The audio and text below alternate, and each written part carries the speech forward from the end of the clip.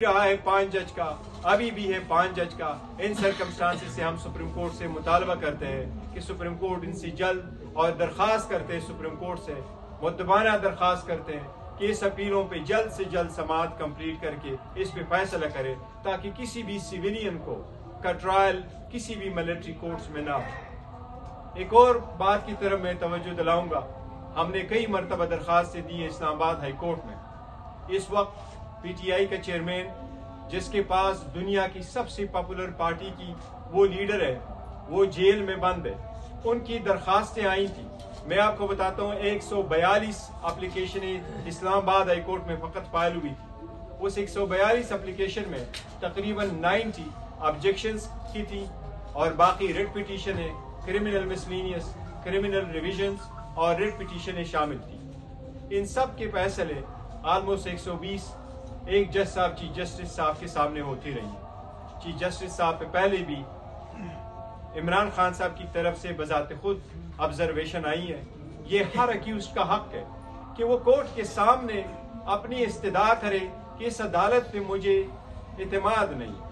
अगर ये बात आ जाए तो ये 1960 से सुप्रीम कोर्ट का कहा हुआ कानून है कि वो किसी भी जज को कह सकता है कि बराह करम आप मेरा केस न सुने, मुझे आपसे इंसाफ मिलने की तवक्को नहीं है। ये किसी जज को अना का मसला नहीं बनाना चाहिए। आज फिर खान साहब की इंस्ट्रक्शन से हम मुतालबा करते हैं कि खान साहब के cases free and fair tribunal के सामने हो, जिसमें से जज साहब से हमारी दरख्वास्त है कि वो रिक्यूज कर लें। अब मैं रिक्वेस्ट करूंगा मेरे शेफ शाहीन साहब कुछ कहना चाहेंगे तो। बिस्मिल्लाहिर्रहमानिर्रहीम। आवाज आप तक पहुंच रही है? बिस्मिल्लाहिर्रहमानिर्रहीम।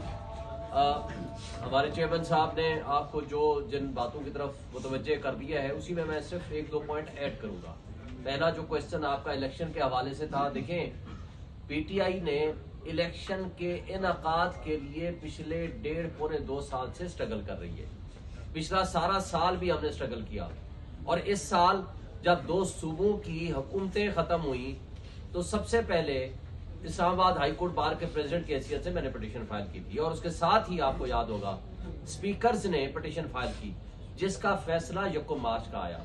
प्रेसिडेंट ऑफ पाकिस्तान ने उन दोनों सूबों में 9 अप्रैल की डेट दी थी, जिसको सब्सिक्वेंटली सुप्रीम कोर्ट की इंटरवेंशन से 30 अप्रैल की तारीख इलेक्शन कमीशन ने खुद मुतय्यन करके प्रपोज करके दी थी।